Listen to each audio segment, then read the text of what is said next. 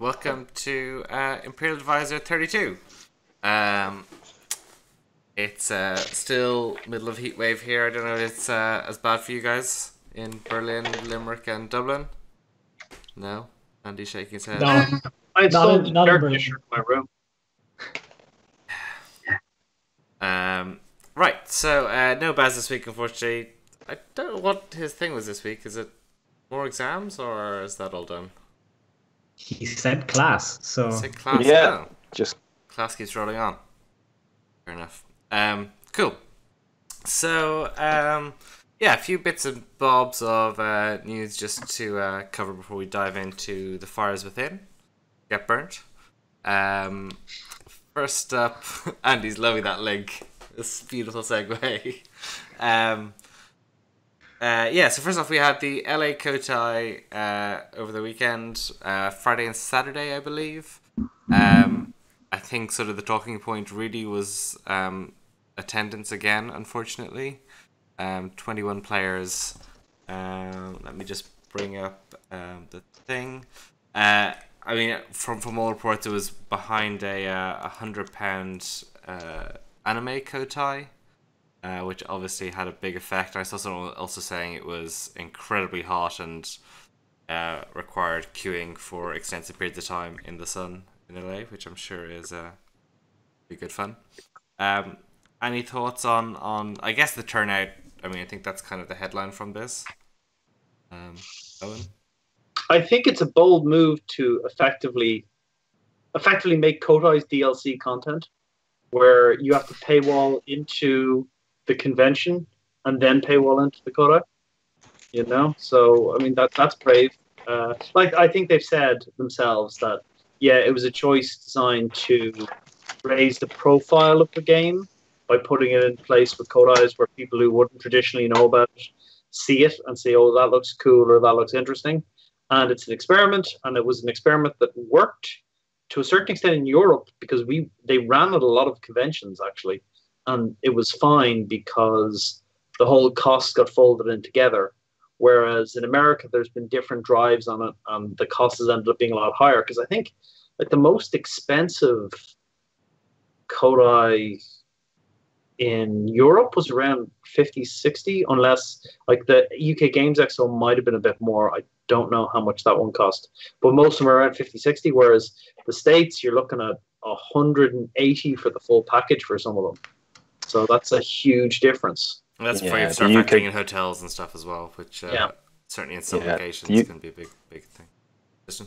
Yeah, the UK Games Expo was actually really cheap. It was £30 sterling to entry for the expo for the weekend, and then £14 sterling for the Kote. So, yeah, it was very, very cheap.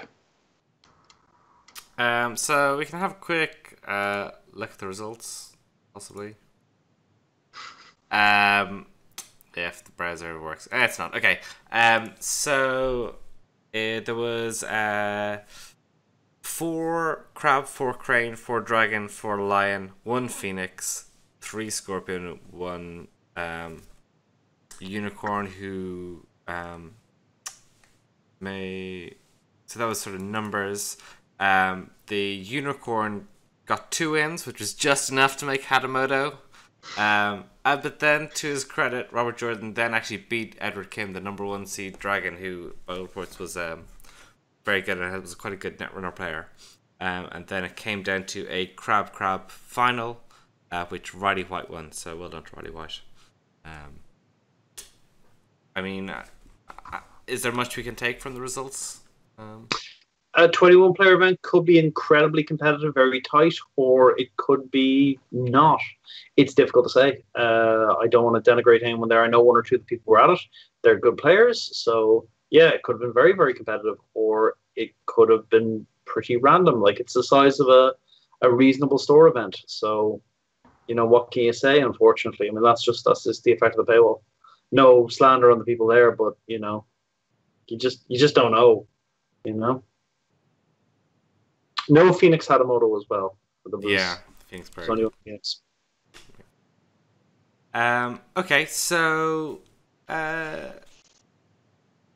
before we move on, there was kind of another interesting. We've been in touch with Jacob, the 3-time Hadamoto, 3-time Kotai winner. 2 of those were Grand Kotai, which is relevant because obviously in the second one he had already earned from his first one a trip to Worlds. And so there followed a bit of a discussion with FFG about whether he could let the second place person get his trip for from the UK Grand Kotai. And I think initially there was a bit of resistance because there's no accommodation within the rules for that, but I think common sense has prevailed, and so Pablo, who came second, will be going to Worlds. So well done to Jacob for sort of pushing for that. I know it did take a bit of back and forth just to make that happen, but it sounds like it's all confirmed now. So I think good news. Anyone have any take on sort of that? I mean, I don't know if there's any hot takes to be had.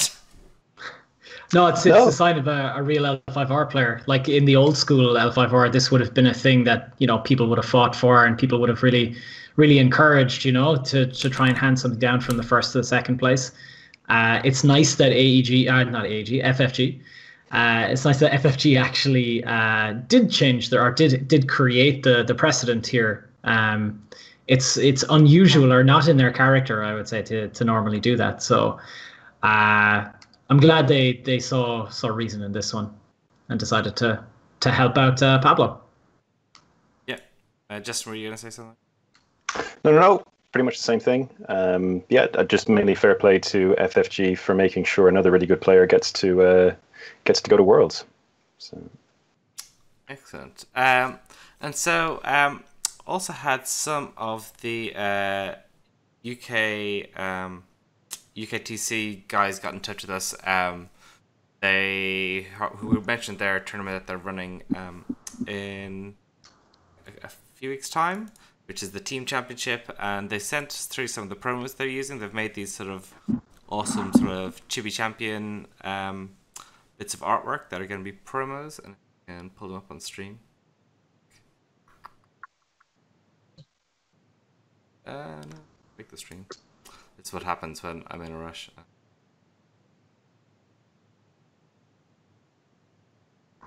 There you go.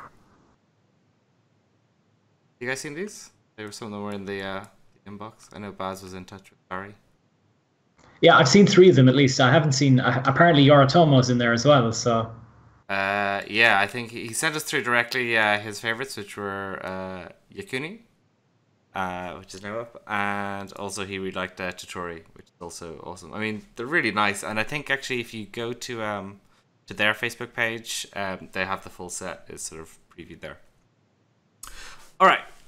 So I'm sure that's super fascinating for everyone listening on the podcast, but we will now move on to the Fires Within, which is hopefully a bit more interesting. And also, day of announcements. It's also worth checking out. I know Andy, you listed some Baz was pimping at the Hidden City Roller Derby podcast from some of the Australian guys. Yeah, it's pretty fun actually. It's a good show. They put on a really fun show actually. So check that out if you are hooked on L5R podcasts. Right, so Fires Within. We're gonna dive straight in to my overlays yet again. Abandoning Honor. So this is a 3-province strength province, a fire province. This is a gets +2 strength while you have the fire roll style of province. With the interrupt, when this province is broken, choose a dishonored character and discard that character. So this will be at the moment playable by Dragon and Lion, if I'm right. Yep. Justin, what are your thoughts on Abandoning Honor? Oh no, it's playable by everybody. It's just that course, Dragon and Lion get the +2 province strength. Yeah. It's well, I suppose this is a card that clans who can easily dishonor people will consider. So that pretty much, I wouldn't say limits it to Scorpion, but it certainly makes Scorpion the front runners for playing this. And the card it would replace in their province row is Meditations on the Tao, which is, I mean, it's a fine card, but it is unquestionably the weakest card in their province lineup. And abandoning honor, I think, will be an almost immediate substitution. It turns Way of the Scorpion into a 3 of again. I know a lot of Scorpion players had been kind of dropping down to 2 Way of the Scorpion just because the mirror match had become quite prevalent, and it wasn't always a live card in hand. But with something like this, it could very well push Way of the Scorpion back to a 3 of. And like the payoff is potentially enormous. It then turns into a kind of a pseudo Way of the Crab almost, except one that targets your opponent's best character. It doesn't have to target a character in the conflict, so it can hit someone at home. And it just discards them from play straight away. So this is just a straight up kill effect on a Dishonored character, which is something that Scorpion decks with their love of incremental advantage will probably swarm around like bees to honey, I would think. So I'm not sure it'll see much play outside Scorpion, just because other clans really don't have the reliable, or at least the profusion of dishonoring effects that Scorpion do. But it might. You could have a little janky combo with it in Phoenix, where you switch out the ring to fire, lose the conflict, and then display of power to get the ring. Would that work? No, it wouldn't, because the province would break before first. the ring resolves. Yeah. Shit. Display of power creates a delayed effect. So the province would break, and the ring would resolve. But it's like I said, I expected to see lots of play in Scorpion, probably very little play anywhere else, and it's, I would say, an upgrade for Scorpion in their province row. So that's it. Owen, any other thoughts on abandoning honor? I think it's the best of these elemental ones that we've seen so far. The province strength bump. I don't know. I'm still not sure about it. I think it's not going to be that relevant in like Lion, because you're not going to give up Feast or Famine for this. No. I don't think even Dragon would go for this one as well, swapping out. No. But I think Scorpion are going to see some play with it. Maybe Phoenix, maybe Crab, probably not. But Scorpion, definitely. I'm not sure about anyone else will get any value from it. The stream is mentioning comboing it with Guardian Kami. Yeah. It's fine. It's anything that dishonors is good, and if someone happens to attack into it with a fire ring, and you can go, aha, dishonor you with Guardian Kami. Yeah, sure, works fine. Yeah, plus I wouldn't be playing Guardian Kami to justify running this in your province row. I think you're, I think you're off down a bit of a rabbit hole there. I'm just bearing the message from the stream from our... Indeed. All right, let's move on to Harume Kogoe.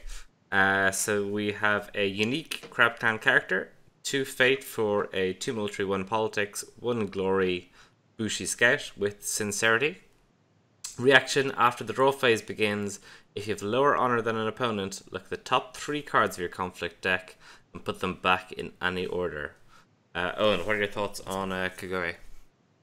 So Kogoe is really for the Crab Dishonor deck, or the pragmatic Crab deck that is bidding low, bidding 1 or 2 most of the time.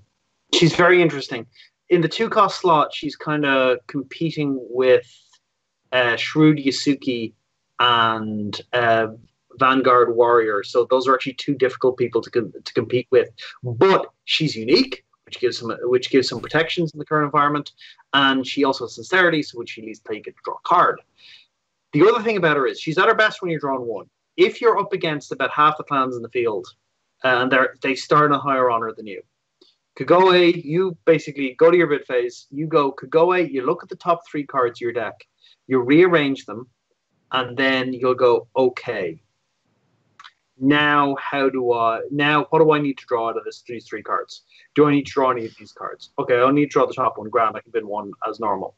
Ooh, I really need the top 2 here. I either need to draw one or I need to get another card draw from somewhere to get that second card. It's a valuable amount of information. And I can sometimes tell you the card that I need is not in my top 3. I'm going to have to bid 4 or 5 because I need it right now. How does that deck then lose honor to get to use her again is the big question. Now, the Pragmatic Crowd deck is meant to sacrifice honor for powerful effects. So it's meant to be playing 3 Assassinations, maybe playing 3 Spread the Darkness, maybe playing 3 Bonsai, and just basically using one card with a much bigger impact than normal to get those effects that you're giving up by not drawing as many cards. That's the theory behind the deck, and manage to keep yourself kind of low that way. That's the theory of it. I'm not sure how well it'll work out, but she's a decent body on her own. She's a little understated, but that's just kind of normalish stats. A 2-cost 2/1. She's got sincerity, which counts for a lot, and she's interesting. She'll definitely see some play in it, at least initially. Oh, and does the scout trait come into play at all for Crab yet? Not as yet. It's hanging out there. I'm sure they'll do some stuff with it at some point. But Berserker is the loaded crab keyword, the crab keyword that triggers stuff at the moment. And she ain't a Berserker. She's a Berserker, I would be much more excited about her. But she's a scout, and hopefully she will get something to go with that later on. All right. Andy, any further thoughts on Kagui? No, I can only really echo what Eoin was saying. I mean, just looking at her from the outside, 2-cost 2/1, fairly standard. 1 glory, pretty okay. Sincerity is a really nice kicker, because when she leaves play, you're going to be drawing cards, and the reaction is great. She's kind of setting up your draw and giving you options if you want to bid low. If you want to bid high, you're going to be drawing all those cards anyway. So you get to see what you're going to get and whether get to tailor your draw and see if it's worth getting 3 or more cards, or 1 to 3 cards, I guess. But yeah. It's a cool card. Good one to have for Crab, for sure. All right. Next along, we have the Sedane Student, a Crane Clan character, a 1 military, 2 politics, courtier with 1 glory. This character gets +2 politics while you've claimed the air or fire ring. Just seen a few of these bonus when you have a particular ring. How does the Sedane Student back up? Yeah, well, continuing the theme for Crane for this element, well, for this cycle so far, she's not very good. So, it's like an interesting area of emphasis for the clan. Yeah, yeah, just getting crap cards. It's a bold mechanical focus that FFG have assigned the Crane for this cycle, and I'm intrigued to see where it goes. Honestly, I'm on board. So, I'm signed up to this. So she's a 2-cost 1/2. Her stat line is more or less exactly average, as you'd expect. But when you're comparing her against 1-cost 1/1s, a 2-cost 1/2 is very, very lackluster. She's even more lackluster when you compare her to Crane's excellent array of 2-cost characters. They're like the Crane's core set 2-costers are all fantastic. And the Sedane Student just is not good enough to crack that lineup, not even remotely. Okay, so taking a closer look at her ability, she gets +2 political while you have the air or fire rings. So you really want to be using her, you really want to be attacking or defending with her in a political conflict, which means that either you have to launch your political conflict first and use her defensively, or your opponent has to oblige you by launching their political conflict first, when you can then potentially just return the favor and attack with her at 4 skill. That adds a little bit of niggle to activating her ability, which on top again of her cost and the fact that she is nothing more than dumb stats, just doesn't make her a tempting proposition at all. Sad to say that she's poor. I really don't rate her at all.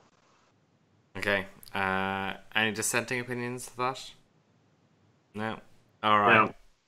No. Then we've got the Master Alchemist, a 4-cast Dragon Clan character with 3 military, 1 politics, a fire Shigenja with 2 glory. Action. During a conflict, spend 1 fate to the fire ring.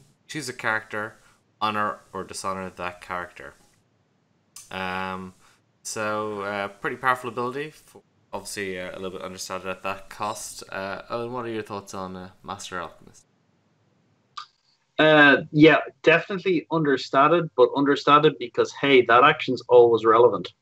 Worst case, she can honor herself and become a 5/3. So that is not too shabby. That point and click, honor, dishonor during a conflict, regardless of whether it's a military conflict or political conflict, is very strong. If this was in Scorpion or Crab, people will be going nuts. As is, it's still very powerful control. It's still a really good ability. It's expensive-ish, but hey, if you're playing your turn right and you're doing this on the defense, because you can pay that fate to the fire ring, and then your next conflict, you can get that fate right back. So it's not even that bad to have to pay it that way. Really big fan of her. She's in the 4-cost slot, which is actually pretty open for Dragon. They've got the Neaton Master, who's ridiculous, but then after that, they don't have a huge number of 4-costers who demand inclusion. So I'd say we're going to see an awful lot of her. And she can use her action while she's at home, while she's about, which doesn't need to be in the conflict. Just really strong.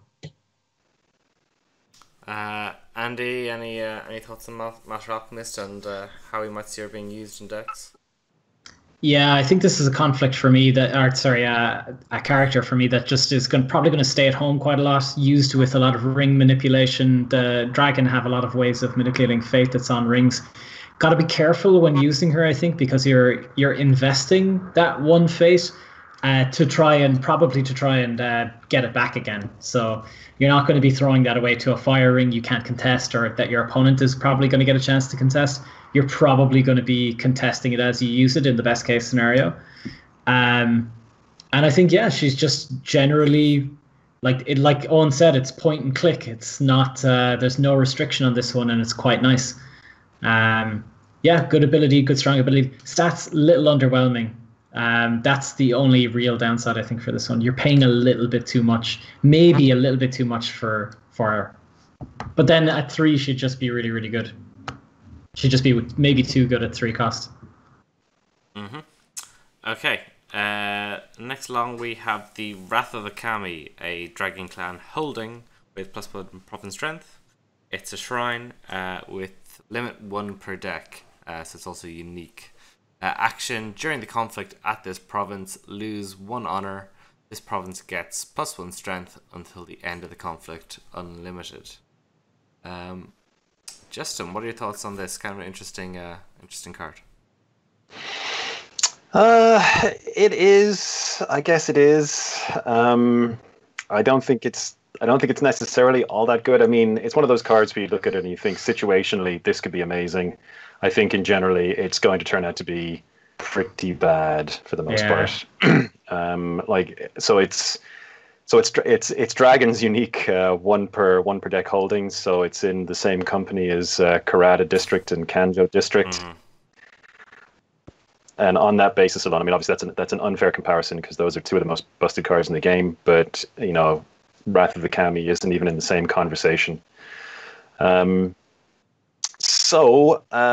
It allows you to save a province at the cost of honor. Now, I think the main problem with this, or one of the main problems, is that at least like existing Dragon decks, the Dragon deck we've all come to know and love tends to spend it tends to bid 5 pretty much every turn to max out its hand, to gain access to essential parts of its workings, like Pathfinder's Blades for its Neaton Masters, so it can go and smash provinces as quickly as possible. And that means that it can quite often be under honor pressure. And this is a card that either will punish you for already being under honor pressure, or could very, very easily lead you into a position where you are putting yourself into a dangerous situation. So the other way to look at it is how many cards you're going to be costing your opponent to do anything about this. So, for example, if your opponent is breaking this province and they play a Banzai, you then have to pay 5 honor to stop them from breaking that province. That's unplayable. You can't do that. You simply cannot do that. you're going to lose the game because of stuff like that. So but even in situations where an opponent is maybe 1 or 2 off breaking this, and then they play a Banzai, you're still in a position where you are paying 3 honor, maybe 4 honor to stop them from breaking, and you can do that maybe once, and it's still a huge cost, and it still might not be worth it. And it's limit 1 per deck, so you can't be sure where it's going to turn up, when it's going to turn up. There are so many like small negative marks against this card that ultimately it ends up just being very, very poor, I think. So yeah, I'm just not it's one of those cards that situationally is just going to win a game. Like, it'll land in the right place at the right time. You'll have a whole bunch of honor for some reason, and yeah, your opponent's never going to take anything. Can you? It's a holding. So can you do the Mountain Statuary rebuild trick to shift this onto your stronghold? And in that case, maybe, I don't know. That could be. That's an awful lot. It's still terrible because it is still a limit 1 card per deck, and then you're looking at a limit card 1 per deck, in addition to 2 other cards in combo to move this onto your stronghold, which may or may not actually be good at the heel of the hunt. So yeah, there's just not a lot to recommend this card, sadly. No. But one interesting thing I will say about this is, pursuant to the article that we've seen recently about hits and haymakers, this seems like a haymaker-like cost, but a hit-like effect. This is just awful. This is a really awful card. Because when you think about it, when you look back to the old game with cards like Outer Walls and cards like Importune Kami, you were sacrificing, for Outer Walls, you're sacrificing nothing basically to get +3 Province Strength. Now, Province Strength is a little bit different in the other game. Functions slightly, it was a bit more of an easy to come by commodity. But even sacrificing 1 honor in this game for 3, even up to 3, maybe even 4 or 5 Province Strength, that might actually be worth it with all the force pumps and all the bumps that we're seeing with that have come out, even just in this set. Yeah, it's just a bad card. There's no relationship between the cost and the effect here. Okay.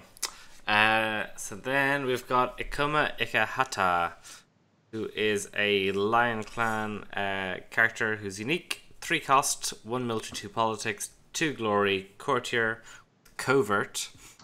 Reaction: after this character wins a political conflict, choose a character you control and honor that character. Draw 1 card. He also has some of the worst flavor text in the game. Best flavor text? You shut your mouth. That's such an awesome flavor text. It's not as bad as certain Phoenix characters. No. In Japan, they love puns like that. What's that? Japanese people love puns like that. They genuinely.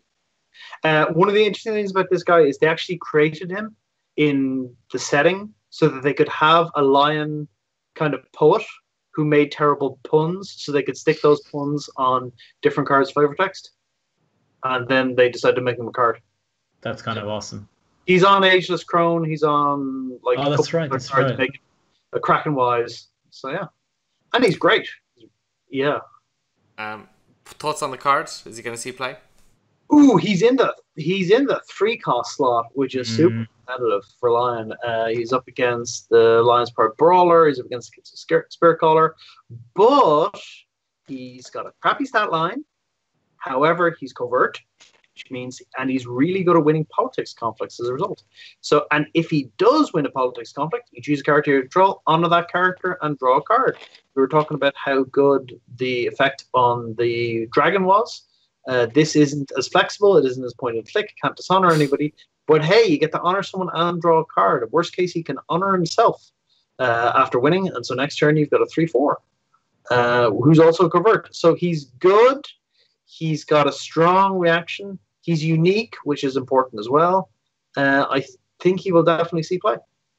Because, hey, Because with Lion, you want to, with low effort with the new box, particularly the box where you're attacking all the time, trying to pull off 3 conflicts, a guy who can make it very difficult for your opponent to defend, going in for politics, and is going to create more problems for you later on, more incremental advantage, is something really worth considering. So yeah, I think the thing that pushes him over, pushes him into the relevant territory, is covert. Covert is going to be super important for that deck, like Eoin was saying. I think it's going to be he'll make it into certain decks. I'm not sure he'll make it into all decks. Like I was making this point in the article as well. Like there are some nice things about him. He's a nice option, but only in the, let's say, the right deck. I don't think it's going to be the deck. He's going to be in the deck that most Lion players will aim to be playing. Do you think he fits into something more like an honor deck, if that such a thing exists? I'm not even sure he fits into that, to be honest. Probably. He totally does. He totally does. Yeah, you're right. Well, he honors guys for honor gains. He draws cards so you can bid low and gain honor through your bids. I think he's amazing. I think he fits into most decks. Just because, again, covert puts immense pressure. Like, do you honestly want this guy to win a conflict? Like, if this guy wins a conflict, he's honoring a guy, which is presumably a guy at home who has 2 glory. So he's pumping up guys at home. He's drawing cards. Like, he's a guy who could very easily snowball a board. If he gets his conflict wins for a couple of turns, I think he's superb. He's not an out and out powerhouse like something like the Brawler, and it's where it's obvious that he's a powerhouse. Yeah. But I think he does enough. I think he'll put enough pressure on a player's board on any given turn to make their decisions really, really difficult, really, really painful. And if a Lion player does push him through, then, as I said, he could set off a chain reaction on the board where you go from a fairly tightly run kind of situation to a position where the Lion are running rampant because they've just got more cards, more honored guys, more force, more political skill on the board. So I think he's really good. And actually, I think it's maybe to his benefit that he's unique, because it allows him to just stick around. Like, you can just put the extra fade on him, have him stick around a little bit longer. If you see more of them in the provinces, you don't have to keep investing in him. I think he's actually, he couldn't be non-unique. I don't think this kind of a character could be non-unique. Absolutely. Like, his ability, you couldn't have 2 of this guy on the board at the same time. Not with covert and that ability. That would be insane. No, way too good. So, like, his ability, like his text box demands that he's unique. But I think he pays off that fact completely. I think he's a fantastic character. Okay. So. Cool. Sticking with the Lion Clan, we have Ancestral Armory, a +2 province strength holding. Has the action sacrifice this holding, choose a weapon attachment in your discard pile, return that attachment to your hand. Andy, what are your thoughts on this? I know Lion have had some good fun with discard piles in the past. Yeah, but not with this card. They're not. This is an absolute piece. It's a turd. It's a steaming turd. This card is so bad. It's just. I looked at it originally and I thought, okay, this could be a cool card. It gets attachments back from the bin. And then while I was writing up the article, Baz pointed out to me that it's not actually attachments. It's just weapons. If it was attachments, there might be a case for it.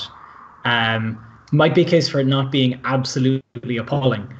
With weapons, like the fact that Lion doesn't only what weapons do Lion actually use apart from katana, fine katana? You have the hooking the foot one. I can't remember what it's called. Damn it, I can't remember what the damn attachment is called. But no, Sashimono's actually just a flag, right? Isn't it? Or is it? Oh, sorry, it's not a weapon. Yeah. It's not a weapon. Yeah, Sashimono's not a weapon. It's not a Mascari. Kamigari? Is it the Kamigari? Yeah, Kamigari. And there's an Honored Blade. Kamiyari. There. Thanks, Dave. Kamiyari, okay. And there's an Honored Blade. Spear, isn't it? Yeah, that's a hooked spear. So it's the one that bows people who take actions. And there's Honored Blade. And Honored Blade is, well, there could be a deck where Honored Blade is good, but recursing Honored Blade, I don't think it's actually really, I don't think it's ever really going to be yield that much for you. And recursing like any weapon that line are potentially going to use is not going to be that good. The other thing is that it doesn't recurse it into play. That might actually make it, sort of okay again. It recurses it into your hand, so you have to pay for it to come back out, and then you cost yourself actions and tempo to actually get the thing back in again. And then the +2, the real kick in the balls is the +2 province strength. Why put +2 province strength on a card that sacrifices itself to get a shitty effect? Like, what are you trying to do with this card? What are you trying to say with this card? It's like, again, another case of like the cost not matching up with the benefit and just being completely disproportionate to each other. Terrible card. All right. Let's move on then. Let's try Chikai Order Protector, a 4-cost Phoenix character, 4 military, 3 politics, 1 glory, Bushi Yojimbo. While this character is defending, if you control a participating courtier or Shugenja character, this character does not bow as a result of conflict resolution. Justin, what are your thoughts on the Chikai Order Protector? I really want to like her. And like, she has some potential. So Phoenix have no shortage of courtiers or Shugenja, which means that her ability should always pretty much be on. And so as a defender, then she can go into defend a conflict alongside a courtier or Shugenja and will not bow from conflict resolution as long as the courtier or Shugenja is still there.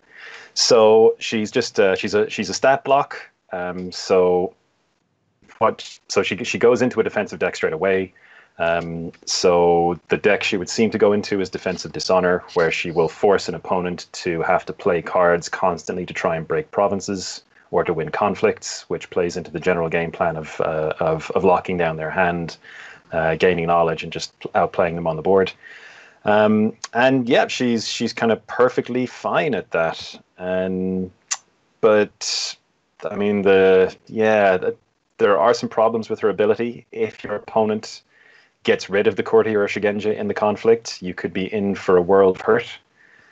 Because she will then bow at the end of conflict resolution, which could be an enormous blowout if you're intending to keep her around for more than one conflict. She also costs 4, which is a really huge investment for a character like this. So, I mean, because she costs 4, you'll be wanting to put at least 2 Fate on her. So she is basically taking up your entire turn.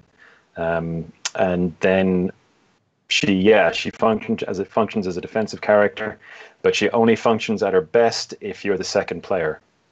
If you're the first player, because of the way the conflicts are going to go, she's going to get to defend in one conflict and then either defend or attack in a second conflict. If you're the second player, she can potentially defend in 2 conflicts and then attack in a third.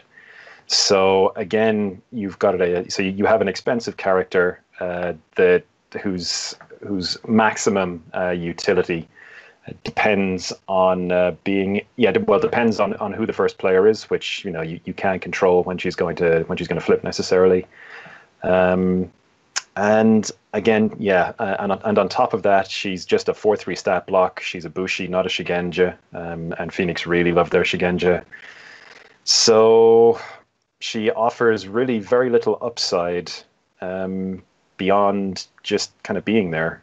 And in a game like Five Rings at the moment, I'm not sure that's just not enough. It's just not enough to have that as the sole trick in your box. So yeah, she's kind of cool, but ultimately, again, I don't see where she fits in any kind of Phoenix build at the moment, and even in Dishonor build, I'm not sure where she really fits. So yes.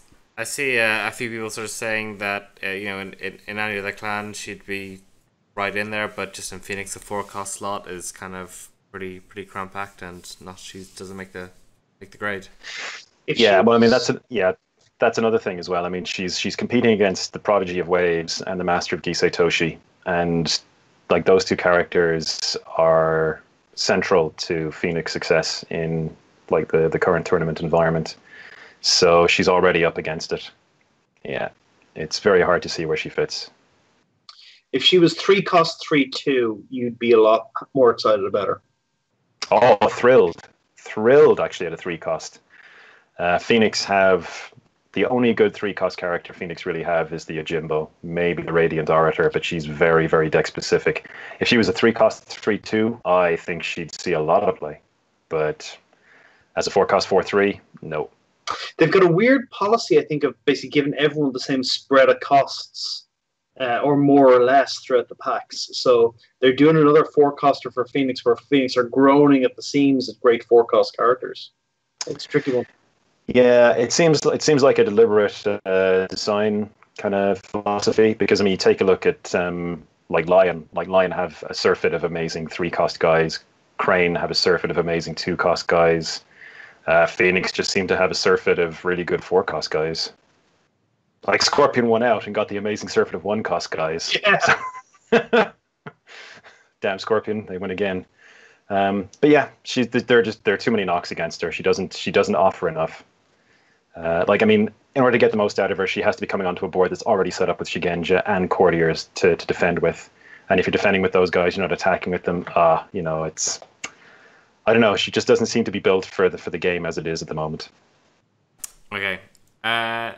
Next, we get to meet the daimyo of the Soshi family. So we have Soshi Shiori, a unique Scorpion Clan character, 5-cost for 2/5 and 2 glory, an Air Shigenja with the reaction after you win a conflict, choose a player, that player loses 1 honor, unlimited. Owen, what are your thoughts on Soshi Shiori?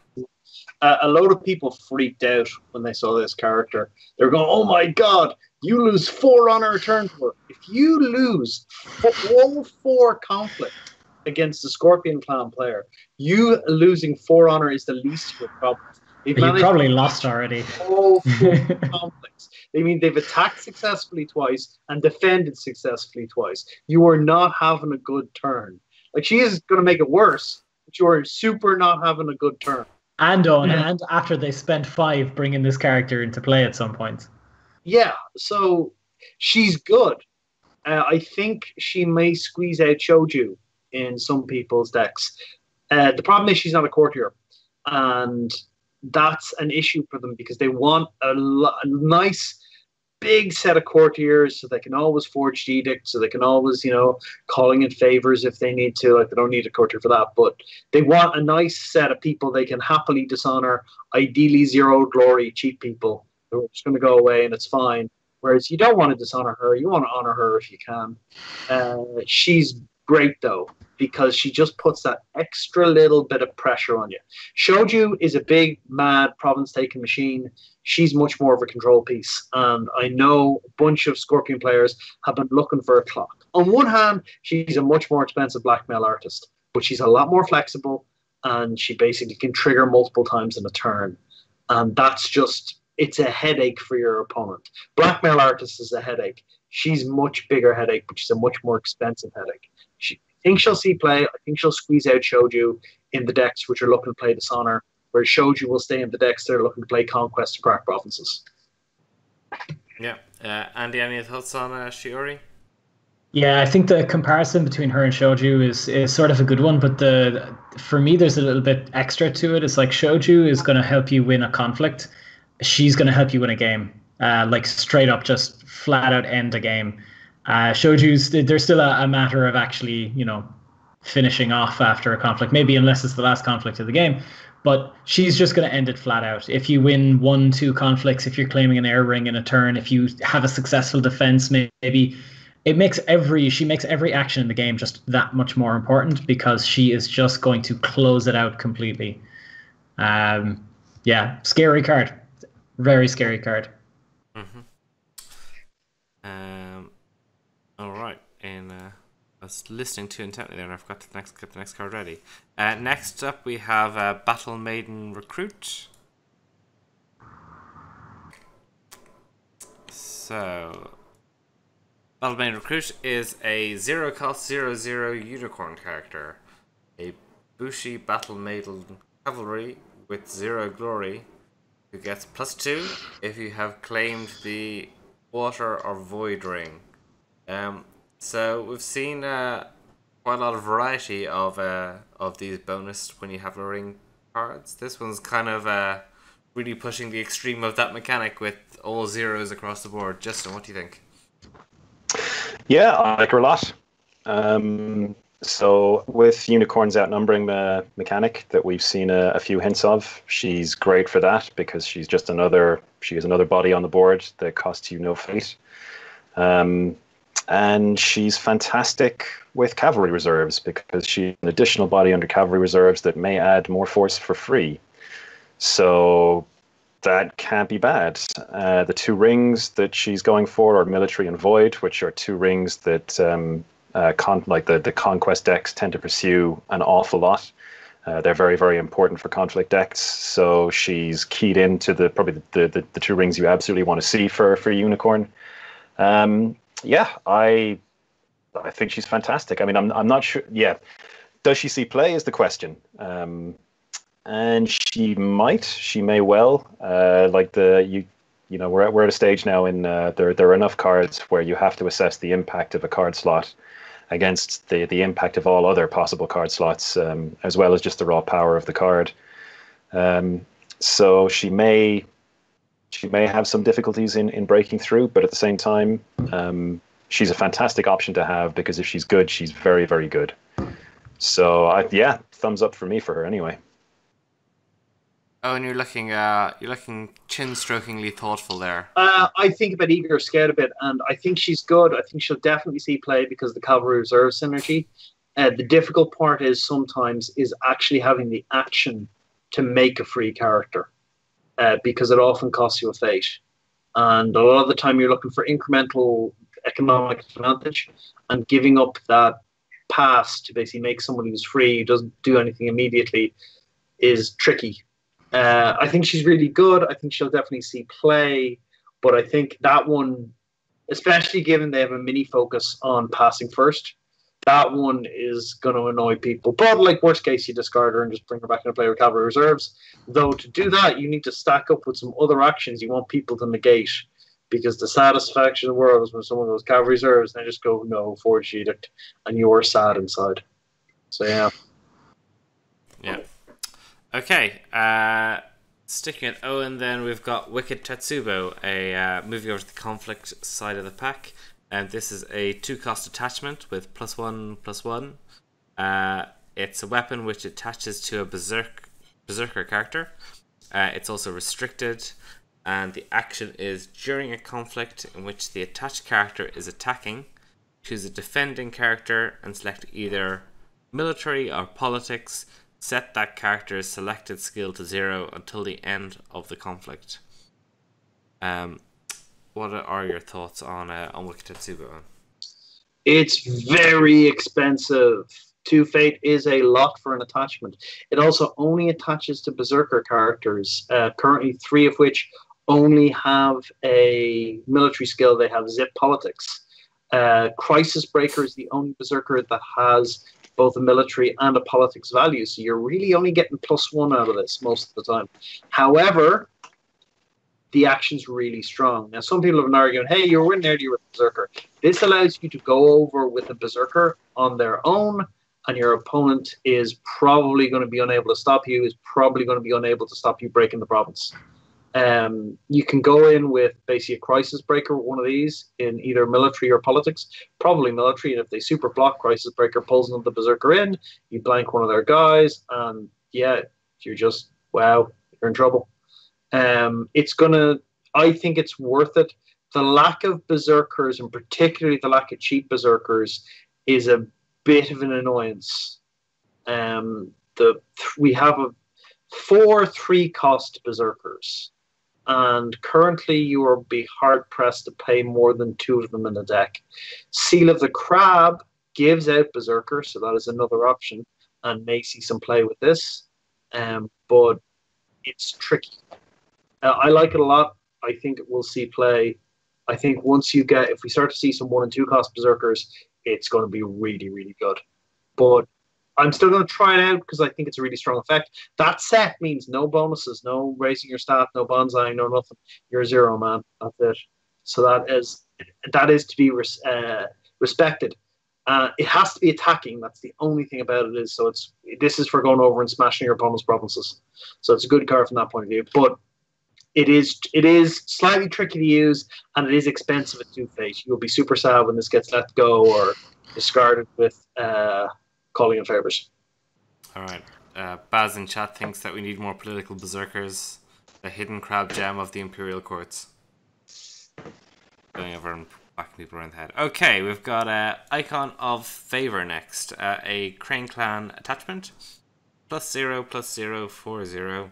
It's fire roll only, so I'm not going to be seeing play anytime soon. While you have the Imperial Favor, the attached character gets +1 glory. Reaction after you win a fire conflict. Honor the attached character. So Andy, what are your thoughts on the Icon of Favor? Obviously, not super relevant right now in the current environment. I don't know. Unless people are splashing Crane, which I guess is that something that Dragon or Lion are doing? I think Lion could potentially splash Crane for the honor deck. There are some options there because you'll have so many honored people. There are some options with that you can have, and I think it could potentially having +1 while you have the Imperial Favor. It's +1 glory. That's sort of irrelevant, I think. I still no. It's just trash. No, I was trying to. I'm trying to like figure out if this card is like actually usable in some way, but I think Lion just have better cards that do the same thing. And the +1 glory is just so irrelevant. Yeah, I don't see it being good at all. Sorry.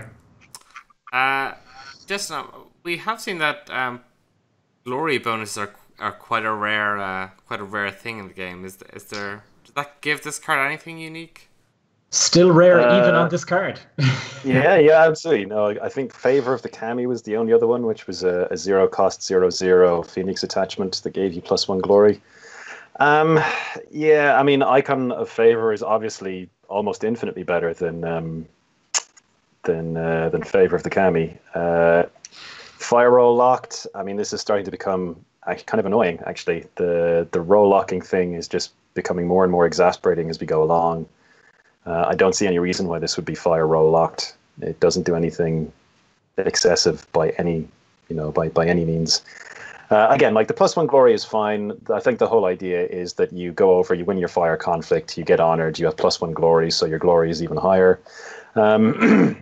There are some, like, if you want to get super tricksy, obviously Crane can't do it right now, but if Crane do get a fire roll, then they could potentially use this along with Guest of Honor and Formal Invitation to become the Party Crashers Extraordinaire by moving their Guest of Honor all around the place in every conflict, like that drunken friend that never leaves, ruining everything.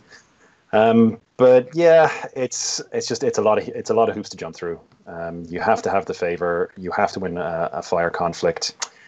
Yeah, and for a zero cost, I mean, it's a 0/0/0. Yeah, I don't know. It's just too many hoops to jump through for not really a super fantastic reward.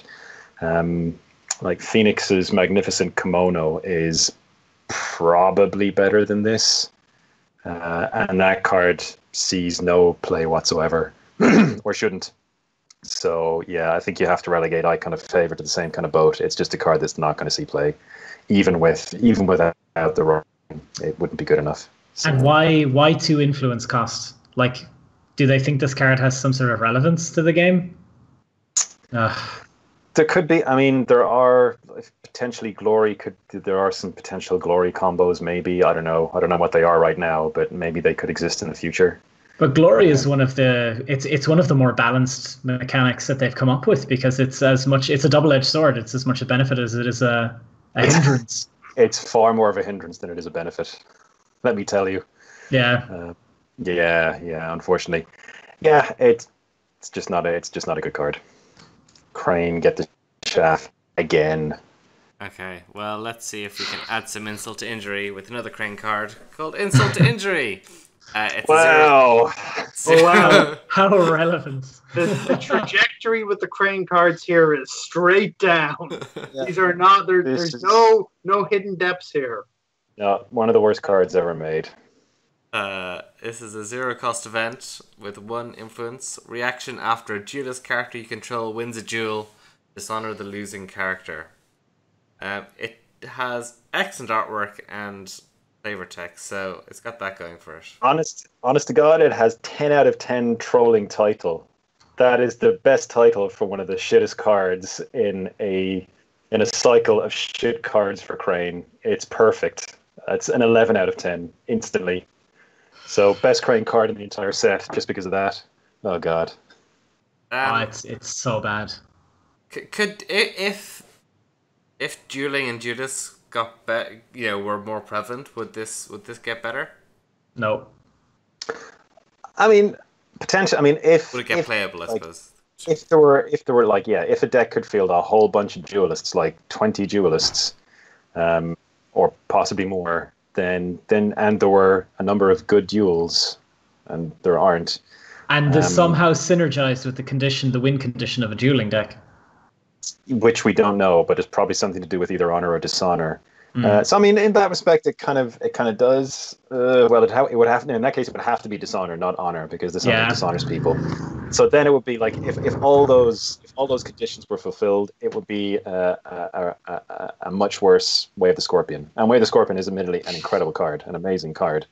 But the best case scenario for this card is some kind of pie in the sky dreamland of tomorrow. Yeah, and apart from that, like hitting the guy you want to dishonor with this is going to be almost impossible, because either they're going to be enormous and incredibly difficult to duel, or you want to dishonor one of their small guys. I don't know. I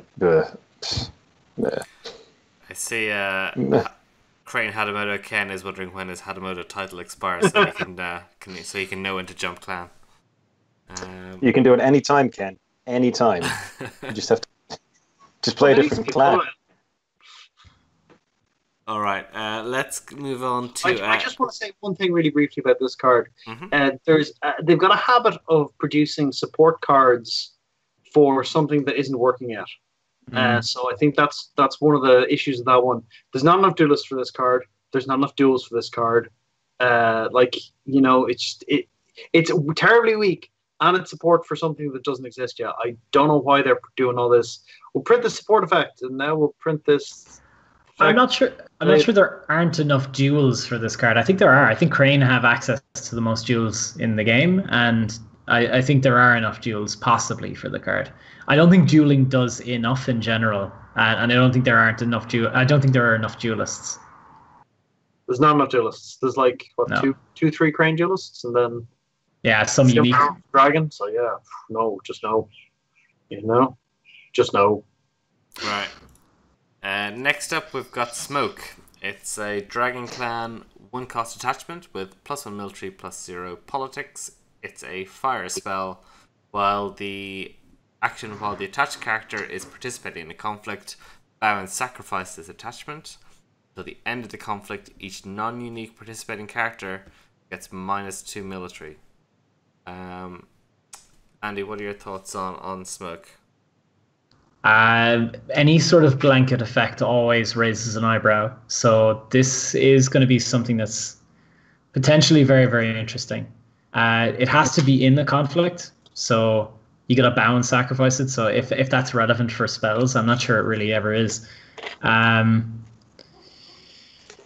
Non-unique, it seems like it could be good against any kind of swarm deck. It's anti-swarm in a game where swarm doesn't really exist. But maybe they're prepping the game for something that's coming down the line. We're seeing that Unicorn are going that direction. Maybe they were predicting that the Unicorn puzzle would have been solved by now, and this card would have been far more necessary than it actually is. And maybe it's like Owen says, just one more of those cards that's preparing for an eventuality that may come somewhere down the line in that beautiful, shining future somewhere. Justin, what are your thoughts? I'm just laughing at chatter on fire. Yeah, yeah, absolutely. Like it's like Andy said, like any blanket effect has to be. You have to take a look at it because the effect is potentially very, very large. However, the effect on this is very, very narrow. So if we do see the kind of the swarming lion and unicorn decks that seem like they might be coming out of this expansion or after this cycle, then maybe as a very specific meta card against those decks, it would be fine. You can always attach it to an opponent's character and activate it, so you'll never have any shortage. You'll always be able to activate it. So that's fine. And it does potentially save provinces. I mean, if they've got two non-uniques in a conflict, then this is an anti-Banzai. Although then it does cost you one, where it does cost you one fate, where Banzai costs you one honor. So obviously Banzai is a bit of a winner there. And if you've got a whole host of unique characters in your deck, then it can give you, a potentially significant advantage in a military conflict against non-uniques. So, yeah, all in all, I mean, if this card had cost 0, this card would be very, very interesting. But I think the one fate cost here just pushes it a little bit too far into unplayability. But that said, we'll see. We'll see if Unicorn and Lion do come swarming out of the gates, then maybe a card like this becomes very, very important. It's one of the few cards in the environment right now that does anything against Spread the Darkness. Yes, it does. I mean, granted, very little, half the effect, but it's something. It's something. It's more than every other card in the environment. Yeah, pretty much. It is also a fire spell, which has 1 or 2 synergies now and will hopefully have synergies in the future. So, yeah. Yep. That's a bright-looking future. Yeah, it really is. Okay. So, next card. Next card, we'll stick with Justin. We've got a Phoenix card. We've got Jirojin's Curse, a void spell and a curse, which I think first time I've seen that. It's a 0 cost attachment with +0/+1 politics. Void roll only. Forced to interrupt when the fate phase ends. If the attached character is ready, resolve another fate phase after this one. Max 1 per round and 1 influence cost. So void rolls are Unicorn and Scorpion, I think. Yeah, Unicorn and Scorpion. I think Unicorn's deck lists are in a bit of flux at the moment, hopefully. I don't think there's any archetype really at the moment that Unicorn would use this in. And plus, Scorpion will just get way more use out of this. So yeah, we have seen Scorpion starting to look at Phoenix increasingly in their Dishonor decks. I think this guy's going to make it in. He could. So, I mean, the direct comparison for this card is Mono no Aware. They achieve broadly similar things, although Jirojin's Curse has a bunch of additional wrinkles. So, Mono no Aware was a 3-cost event that removes 1 fate from all characters in play. So, they produce a broadly similar effect insofar as characters with 1 fate are going to vanish off the board at the end of a turn in which either Mono no Aware or Jirojin's Curse were played. So where Mono no Aware costs 3 fate, which is obviously significant upfront investment, Jirojin's Curse is free. So that is a significant advantage, but Jirojin's Curse does come with a few additional requirements. So you have to have a ready character during the fade phase, which, on a lot of turns, characters tend to end up bowed out. That's not always going to be, you're not always going to have a character available, although conflict characters you can play after the first. So basically once you have an action window at the end of the fate phase where you could potentially play a conflict character, then play this onto the conflict character so it would resolve again. So that is a workaround. Otherwise, you'll need a ready character with 1 fate on them, because obviously once you go through the fate phase once, they'll lose that fate, and if they have 0 fate on them, they'll have left play before this gets to trigger. So with all of that said, you basically get to rerun the fate phase again. So that means characters will lose fate, characters with no fate will leave play, and fate will be placed on all unclaimed rings, which I think will be...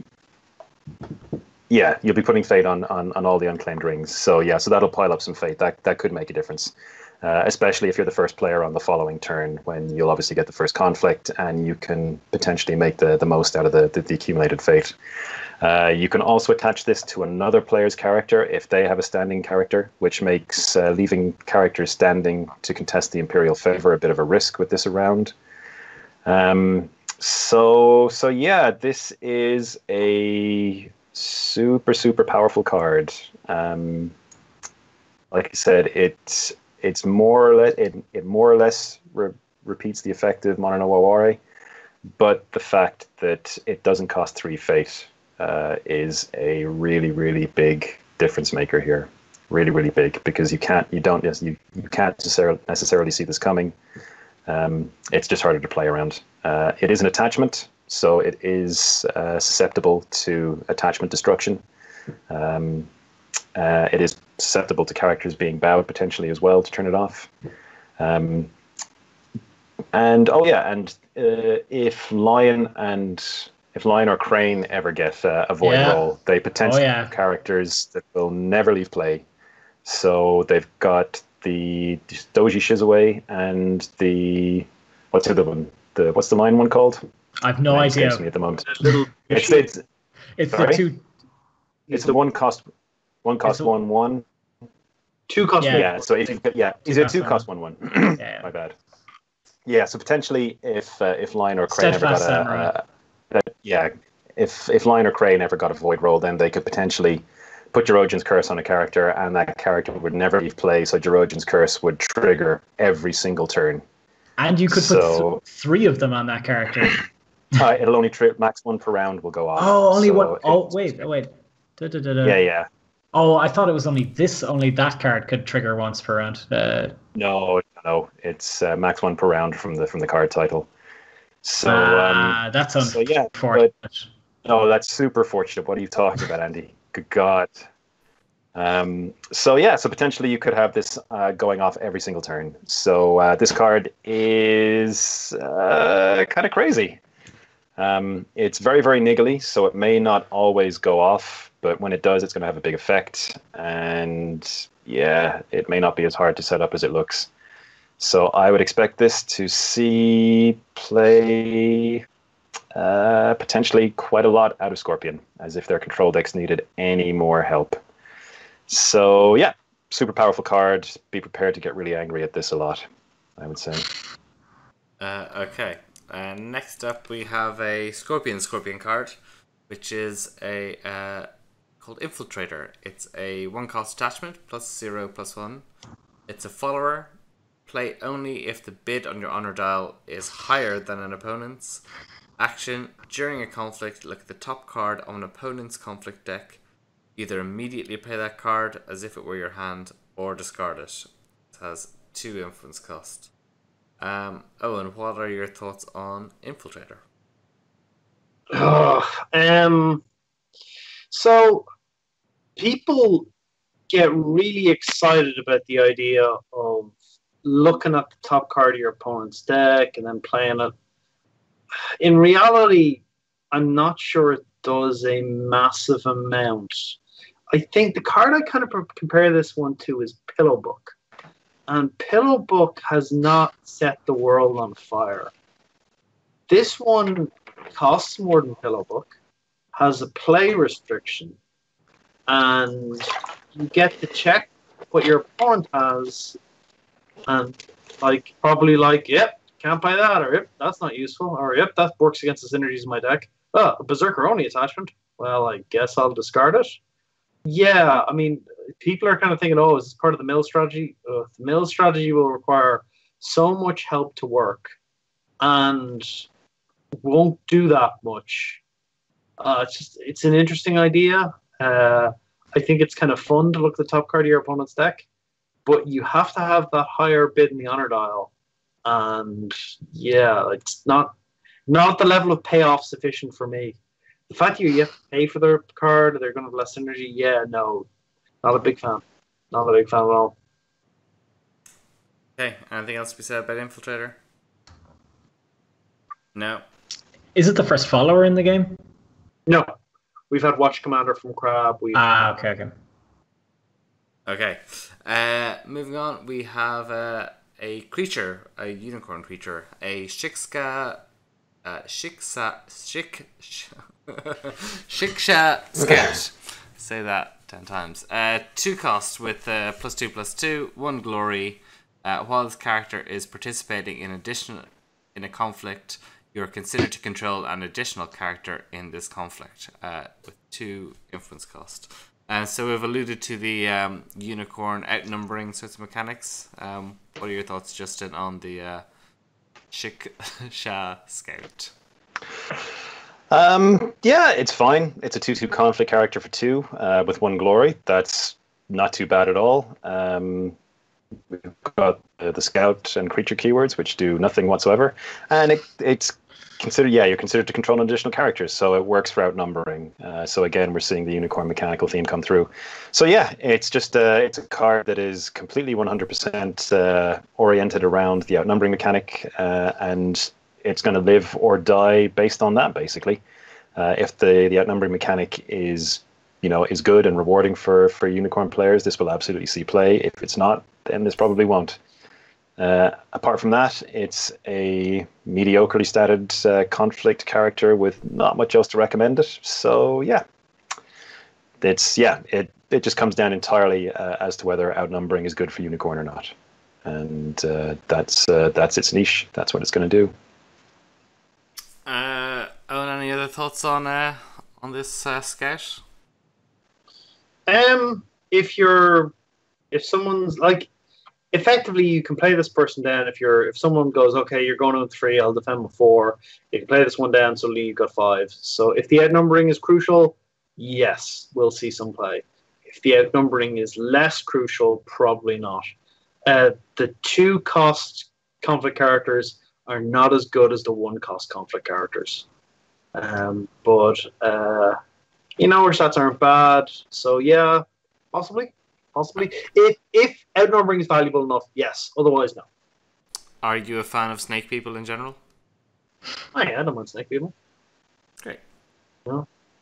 Okay, then we've got Invocation of Ash, another unicorn card. This is a 1 cost attachment, which gives +2/+2. It's a fire spell with Maishodo. Action: lose 1 honor. Choose a character you control, move this attachment to that character, then remove 1 fate from that character. It has a hefty 3 influence cost as well. Andy, what are your thoughts on the Invocation of Ash? I mean, it's honor loss. It's fairly beefy for a 1 cost attachment. Losing 1 honor. I mean, sort of, we've seen this as a sort of a theme that they're bringing in as how to cost cards or how to cost the effects on cards. It could be really influential when you've got things like, let's say, Phoenix maybe getting a bit better at Dishonor, Crab getting options in Dishonor as well, and Scorpion being very, very competitive. Plus, if you're going to be running Spreading the Darkness and Bonsai as well, you're going to be really getting low on honor if you're running this thing as well. So let's see, choose a character you control, move this attachment to that character, then remove 1 fate. I mean, I'd like to like it. I mean, you can bounce it around on characters who don't have fate and keep it bouncing, but I'm sort of on the fence with this one. I'm not. I don't think I'm qualified to have a really good opinion on this one. So, presumably you're moving this to your opponent's characters at the end after the conflicts. Would that be character you control? You control, yeah. I'm doing an Andy, not reading the card.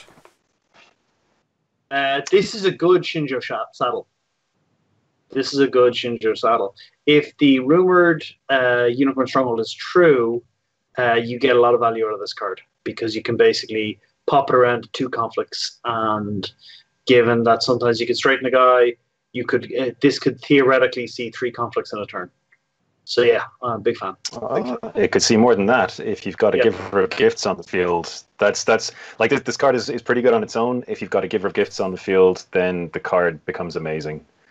So the giver of gifts just allows you to move an attachment from one guy you control to another guy you control. So you can like send one guy into a conflict with this, use its ability to move it to another guy without fate, send him into a conflict, then use the giver of gifts to move it onto a guy who does have fate, use it in a third conflict, and then it's going to be around next turn for you to do all of that again.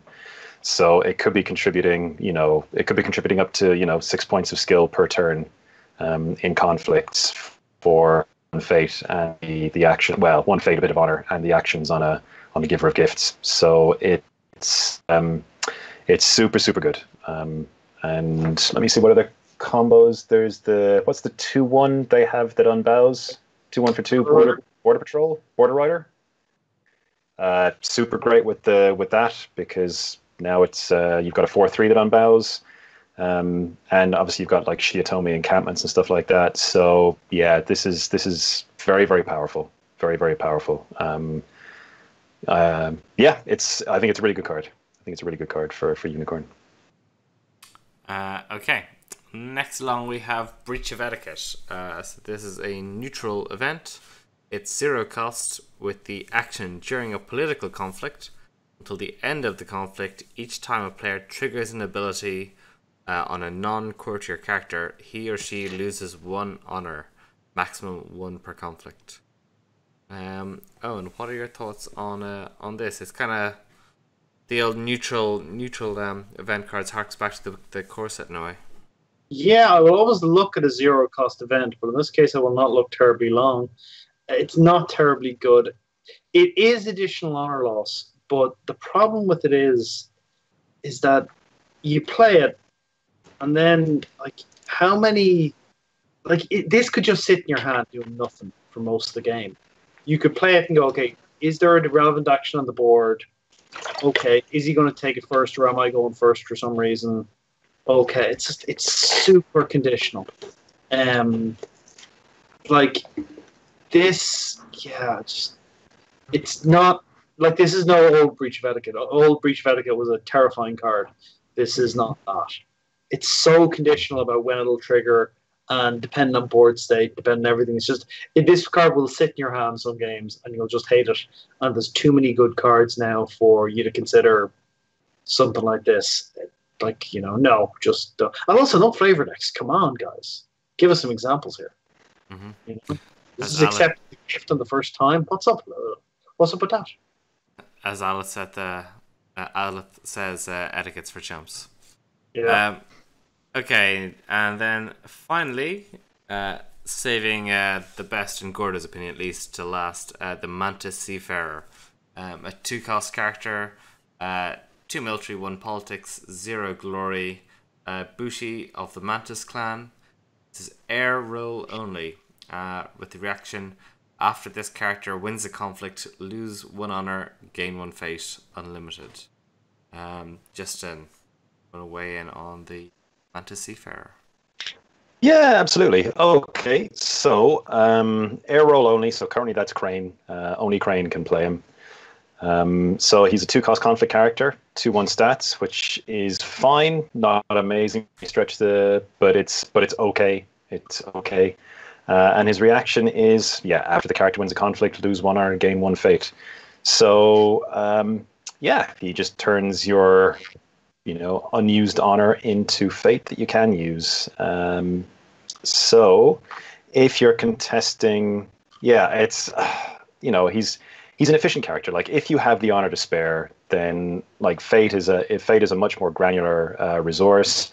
Honor really doesn't matter unless you've got a whole heap of it or very, very little of it.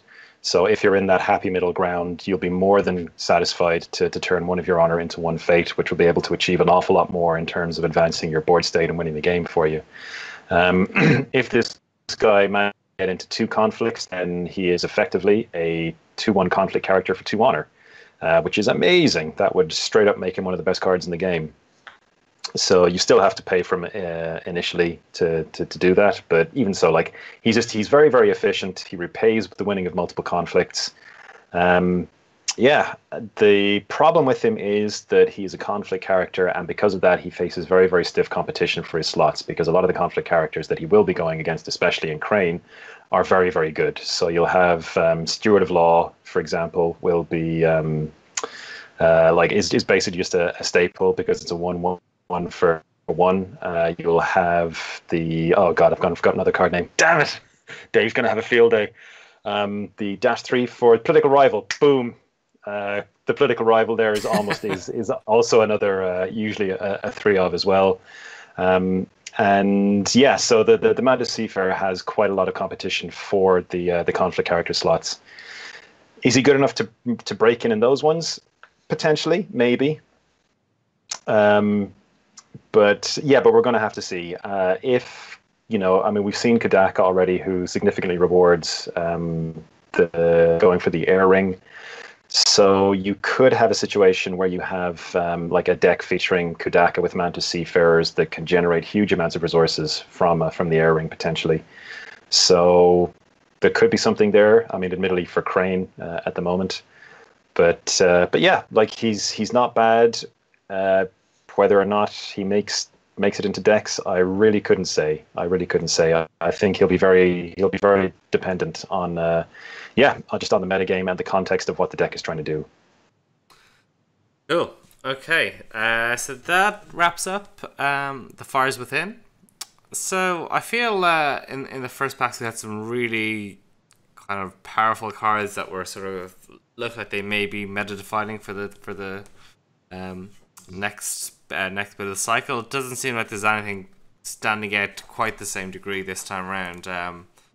Who are the winners and losers this time around, or what are the standout cards? Eoin, do you want to start? Oh, taking a look back through that list that we just flew through, I actually think Unicorn got some nice tools in this one. The Battle Maiden Recruit might well see some play. The Invocation of Ash is actually quite strong. Like the Shiska Scout, yeah, maybe. Dragon got Master Alchemist, who's very good.